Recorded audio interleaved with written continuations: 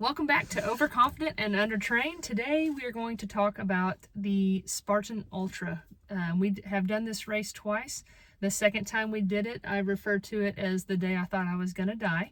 So we'll talk more about that just in a little bit. But Spartan is a great series of races. They have pretty much races for any type of runner. They have the Spartan Sprint, which is a 5K.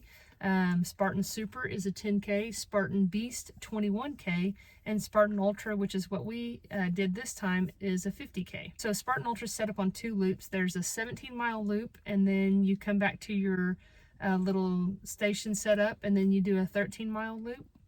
Yeah, and so you start in the dark, so we have to bring our headlamps, and we're not great. We don't have great night vision at all. We're terrible in the dark, and so we're getting old is the problem. You know, we tried to take some video to kind of show how dark it was and truly appreciate it.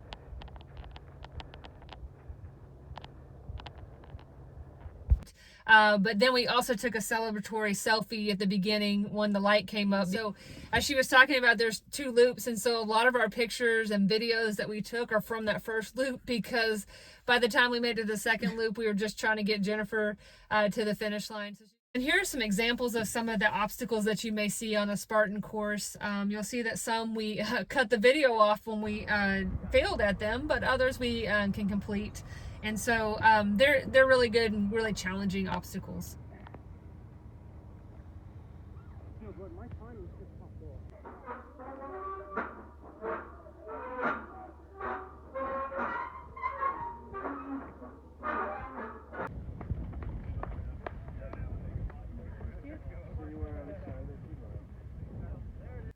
If you don't know us real well, you may not know this, but I'm fatter and slower than Jamie. So this is typically my view throughout the run.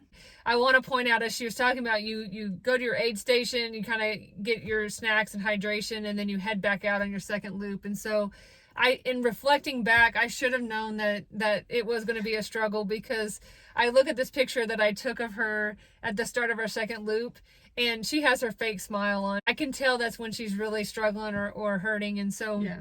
And I think a lot of the issue was with our hydration. It was 80 something degrees, and we had been training in like 50s and 60s at that time. It was mid-October. And so that's really what led to the downfall. On the course, you know, we were going out on our second lap, and she started telling me, like, I'm just really struggling. And I kept saying, oh, you'll be good, and kind of telling what happened after that.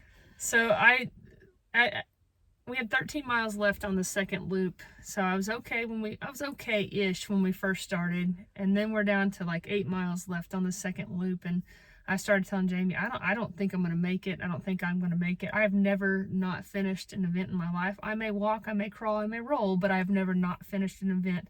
And I was really concerned this time that I was about to drop out. And Jamie kept saying, you're going to be so mad at yourself if you don't finish. You're going to be so mad. I know. About 5 miles left. I think I had even ripped off my bracelet. I was done.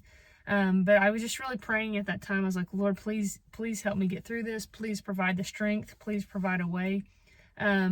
So in addition to Jamie encouraging me, we had a lot of people stop along the way. Are you okay? Checking on us. But there's two people in particular that stayed with us. So JC and Diana, if you're watching, thank you so much. But the two of them stayed with us, and they got us through and kept reminding, you don't have to finish fast. You just have to finish within the time limit. So I kept just taking in fluids and going a little bit at a time. I think JC even shared his bottle of water that he had on him with him. Lots of people offered things, but we had two medics that stopped and helped you out. So we took a picture with them as well. Because at that point I was ready to stop, but I got a little bit of a rally. I was like, okay, we can keep going. Well, and I felt like a bad sister, because this whole time I'm like, you're going to be so mad if you don't get your medal. You're going to be so mad if you get your shirt. And here the medics see her, and they're like, you know, it's not worth it for a shirt, or it's not worth it for a medal. And in my mind, I was like, I felt this small. I was like, maybe I should have been the one telling her that and keeping her alive. But she knew I would have been extremely upset with myself. So anyway, we keep going along, but I felt so sick that we're in a pasture, has cow poop everywhere. And I would literally go like 100 yards maybe and lay back down on the ground. And then everything was just locking up. I didn't care what I was laying on. I didn't care where I was That's at. when I knew she wasn't feeling good, because she had a cow poop pillow at one time. Yes. And I was like, you may want to shift your head over, but no. I didn't care. But by the grace of God, made it through. And I think like every time that memory pops up on Facebook for me, it kind of brings that tear back to my eye because emotion, because I can just I just remember that feeling of thank you Lord, thank you Lord, thank you Lord. It reminds me of the day that I was the bad sister that didn't help her when she needed it. But we made it through. But I also came home with my own souvenir from that run. So, you know, as we left the run, we were wiped out. I mean, it was hot and we were both, she was very dehydrated. I was pretty dehydrated myself as well. And we were just ready to get home. So we jump in the car. We didn't even change clothes or anything, which is atypical for us, and just try to cover the seatbelt so it didn't stink the next day.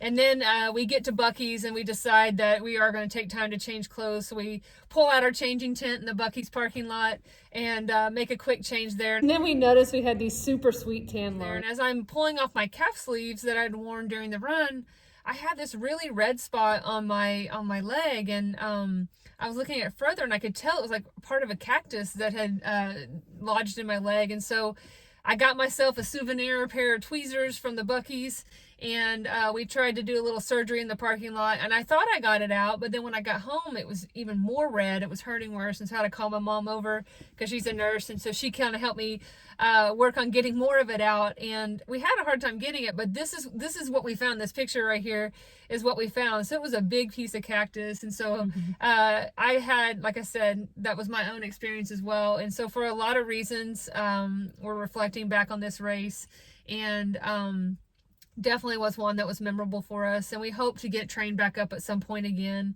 and make it out there and do another Spartan Ultra.